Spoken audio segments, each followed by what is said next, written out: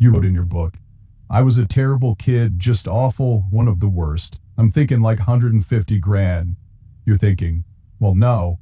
Oh, you're assuming, which makes an ass out of you. You forgot the me part. Rick Harrison dropped hard in court, but not because of his sentence. He fainted after hearing fake charges that never even happened. A made-up agency, stolen artifacts, and a secret accounting plan were all part of an online lie that spread like wildfire. Millions believed it, even after the photos and videos were proven fake. Tune in, because what Rick saw in that courtroom wasn't justice. It was the internet's ugliest trick, the fall of Rick Harrison. It all started quietly, whispers, rumors, shady hints about deals that didn't quite add up. Nothing big at first, just little things, sketchy paperwork, items with questionable origins. He brushed it all off. Fans defend him with blind loyalty. Critics raised eyebrows. But once federal agents kicked in those doors, the whispers turned into a full-blown scream. But one item stopped them cold. Inside that courtroom, everything unraveled. FBI, IRS, cultural heritage folks, a parade of government power. They didn't come for the show. They came with receipts, videos, phone records, emails, everything. He wasn't just accused, he was dissected. Layer by layer, deal by deal, lie by lie. The charges were brutal. Tax evasion, illegal sales, possession of stolen artifacts. Stuff that makes prison not just possible, but probable. And when the judge dropped the sentence, long, harsh, and final, he didn't just flinch. His knees buckled. His face at the tile. It was the end of an era. What do you mean, no? No, I didn't take strive it. It's a Chris Craft, the thing's worth like 30 grand. I could give a f, it's a Chris Craft. He opened the gold and silver pawn shop with his dad. It wasn't much at first.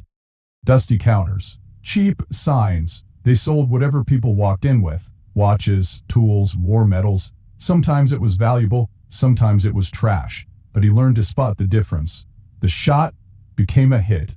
Then came the cameras. He pitched the idea of a pawn shop reality show for years, rejected over and over. But he didn't stop. When the History Channel finally bit, it exploded.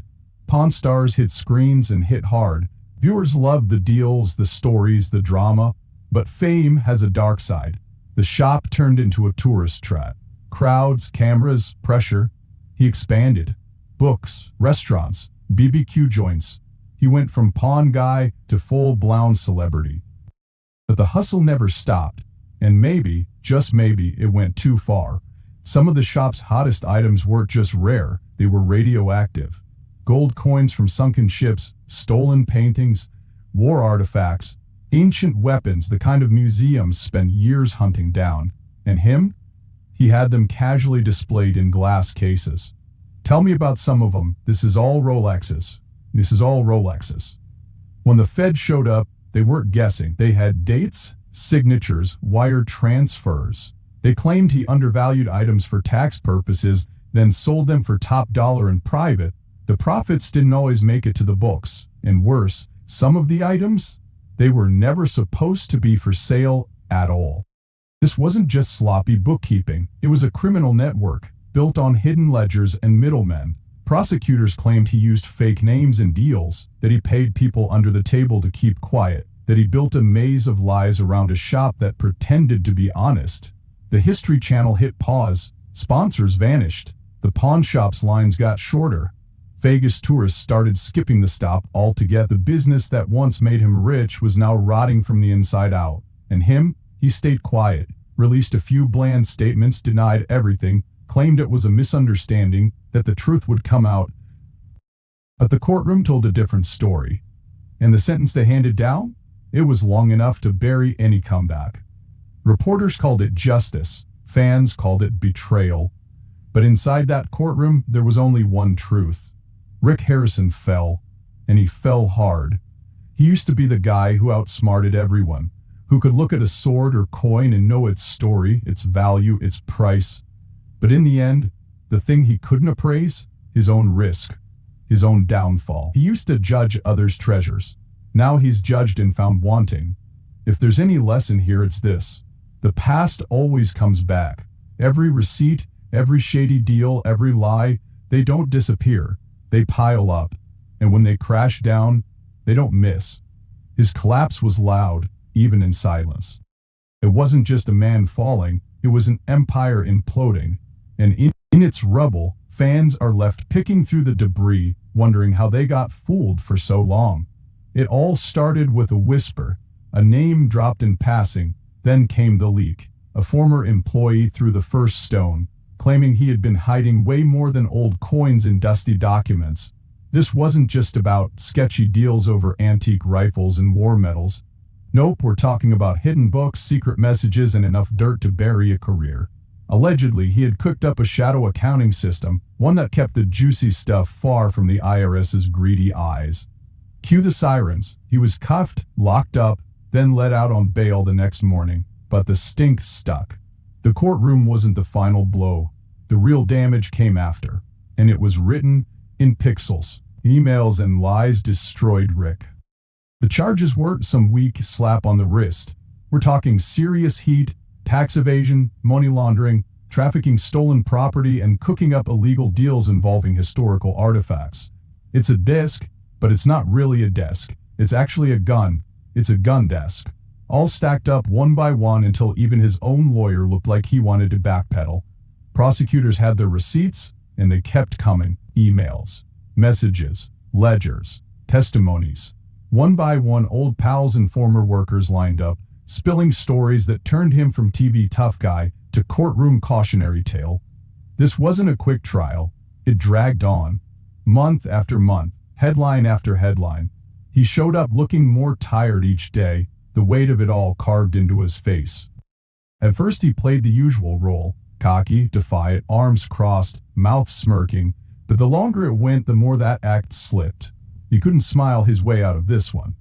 Then came the bombshells. Prosecutors dropped a series of encrypted messages between him and an unnamed supplier. Inside, a conversation about wiping the past clean. Literally. They were talking about erasing the origin of an 18th century document stolen from a university. A rare piece of history, just gone. In another thread, he reportedly laid out a game plan to dance around the law's rules on big cash payments. No paperwork, no trace. It painted a dirty picture and the jury was watching. Then came sentencing day. A line wrapped around the block, journalist elbowed for space. Inside it was ice cold, no laughter, no murmurs. Just the heavy breath of a man who knew the game was over. When the judge read the sentence, he barely moved. His son Corey went still. Chumley buried his face and slipped out the side door. That smirk he had become famous for, gone. The judge didn't hold back. They spoke about cultural damage, about betrayal of public trust, about greed wearing the mask of education. And then the years were announced. A long stretch, decades, enough to make anyone sweat. People gasped. Even the ones who thought he was guilty didn't expect that number. That's when the public exploded. Some cheered, others raged.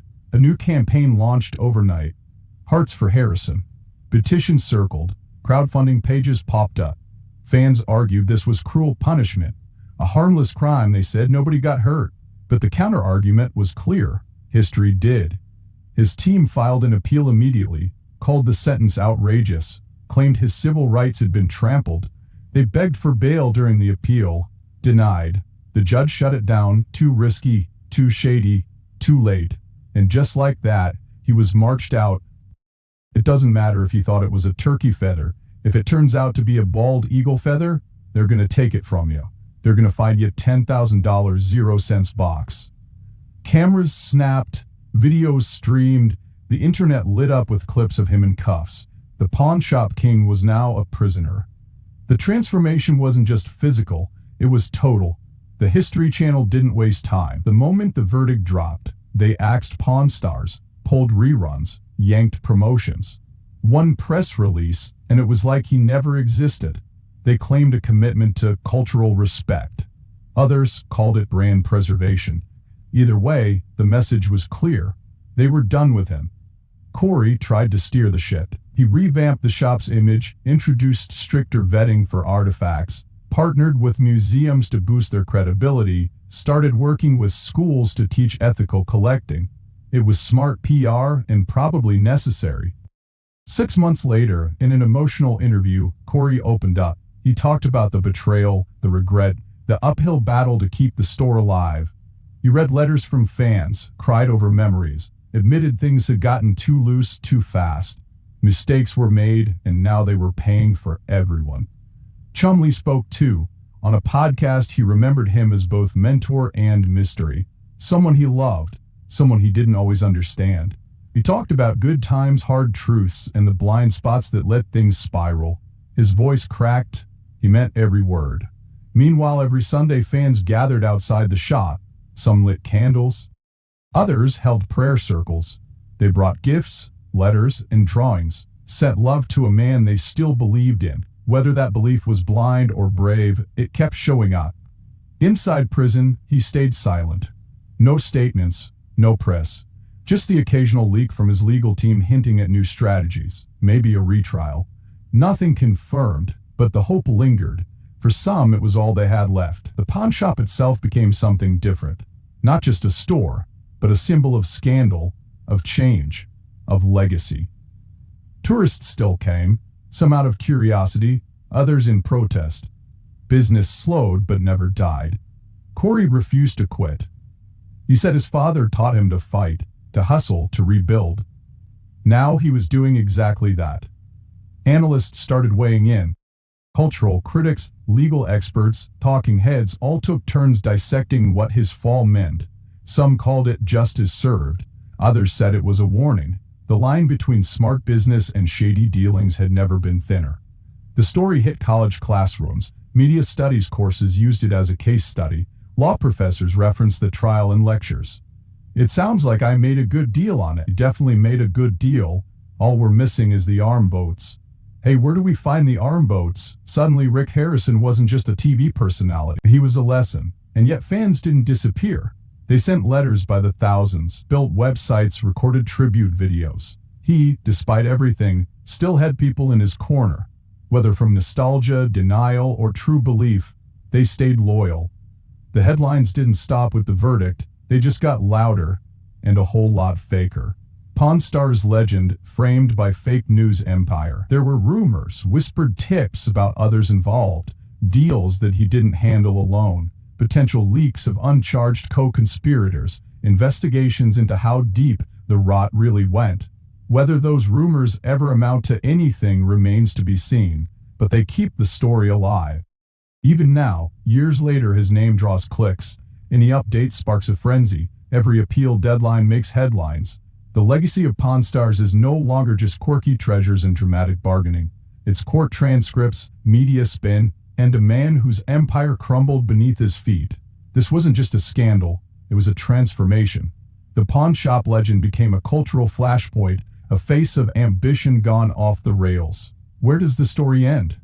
No one knows, but it definitely isn't over.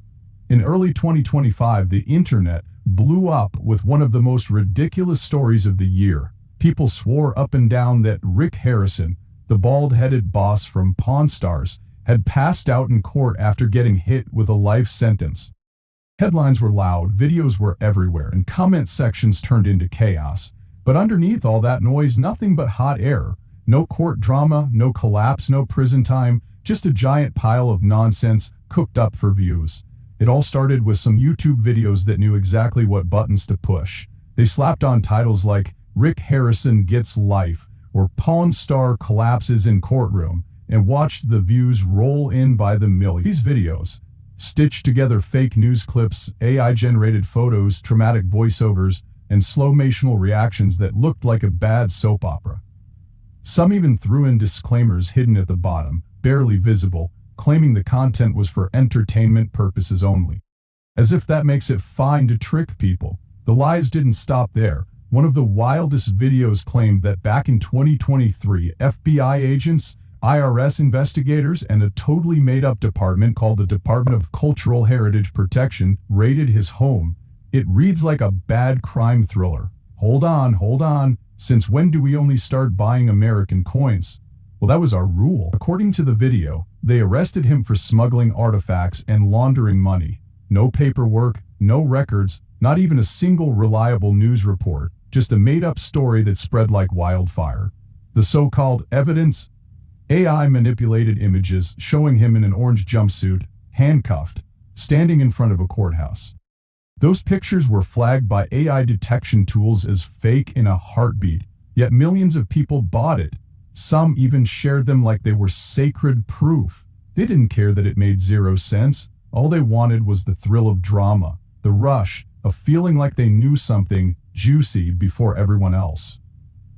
Meanwhile, he was out there doing what he does best, talking about pawn shops and history. He and Chumley launched a podcast called Pawn After Dark.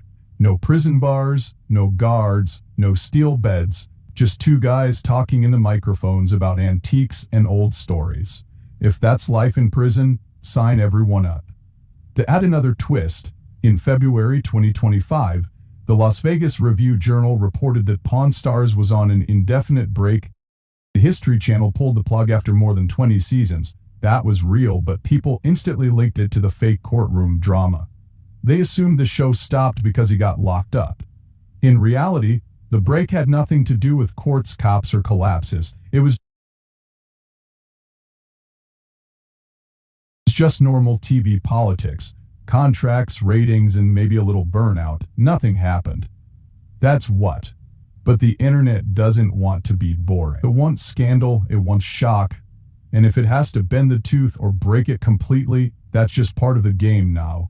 This isn't just about him though. He's just the latest target. These fake news creators have a formula, and it works. They find a well-known face, invent a wild story, and pump it out with catchy thumbnails and dramatic edits. It's the digital version of supermarket tabloids, only worse. Because now they can fake photos, voices, and even video footage. They don't need facts, they need engagement. Comments, likes, shares. Every time someone watches that fake video, they earn money. It doesn't matter that they're lying, as long as it gets views, they win. And the person they're lying about? They don't even get a say. That's poop, Rick, I know that. But given enough time, that could become coprolite, which is fossilized poop. Maybe we should take some home. What's scary is how many people fall for it. Someone could literally write, "Aliens abducted Rick Harrison during a pawn deal gone wrong," and there'd be folks reposting it within minutes. Nobody stops to ask basic questions anymore. Did this really happen? Where's the proof? Who reported it? It's just click, share, scroll, repeat. And even when the truth comes out, even when legit sources like Snopes or Yahoo News step in to debunk everything, it barely makes a dent. The lie already did its job. It already racked up the views, made the money, and left its mark. By the time the truth shows up, people have moved on to the next fake scandal. His case is a perfect storm of how broken online media can be. A random rumor turns into a fake video. That video gets millions of views. Then it spawns dozens of copycat videos and reaction posts. Suddenly it looks like there's smoke everywhere, but there's no fire. Just a bunch of smoke machines. Even worse, once people believe a lie, it's nearly impossible to change their minds. You can show them facts, documents, real news stories, and they'll still believe the first video they saw. Why? Because it was louder, more dramatic. It made them feel something. And in today's internet, feelings beat facts every time. What's the cost of all this? For him, it's his name being dragged through the mud for no reason. For viewers, it's a warped sense of reality. And for the internet as a whole, it's one more crack in the wall of trust. Every time a fake story goes viral, it gets a little harder to believe anything online. And let's not forget the enablers. Platforms like YouTube and TikTok profit from these videos too. They let them stay up. They recommend them. They feed the algorithm with lies because lies get clicks, and clicks mean cash. Accountability? That's someone else's problem. All of this leaves regular people in a bad spot. You want to know what's happening in the world, but you can't trust what you're seeing. Every headline could be bait. Every video could be a lie wrapped in fake news packaging.